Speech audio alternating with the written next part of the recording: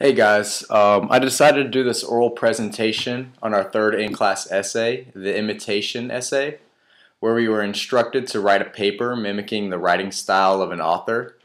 The author I decided to use as a guideline was named Huxtable. In his writing style, he used a basic "there are two kinds of people in this world" introduction, where he would compare two subjects and pick out their details to the reader. When brainstorming about the two ideas I wanted to compare, I knew I wanted to talk about two things that weren't often compared. Not because they were strange topics, but just because they were hard to specify. I chose to compare people who are motivated against people who lacked motivation. I started very basic and listened to the qualities of both sides that are pretty common knowledge. Things like being determined, being on time, setting goals for the motivated, and for the unmotivated, just doing the bare minimum, going with the flow, being lazy, just things that unmotivated individuals tend to do. In a strong body paragraph of my essay, I tried to present an ideal balanced lifestyle that was neither too motivated but at the same time nowhere near unmotivated.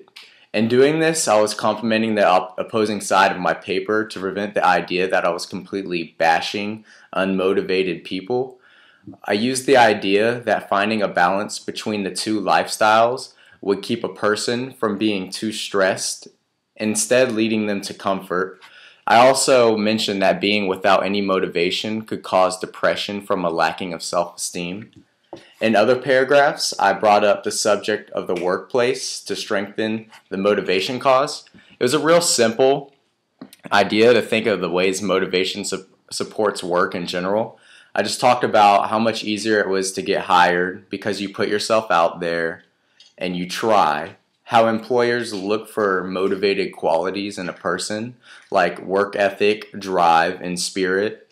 As a final stand for the unmotivated, I brought up the subject of internet fame and celebrity fortune.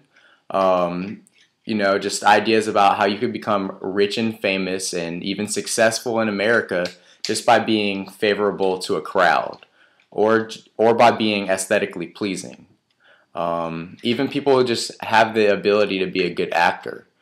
I was supporting unmotivation by the fortunate ways people could make it in our society by being either lucky or by having a gift that they naturally, just were born with and just made it off like that. So thanks for listening, guys. My name is Brandon Boothby, and thank you very much.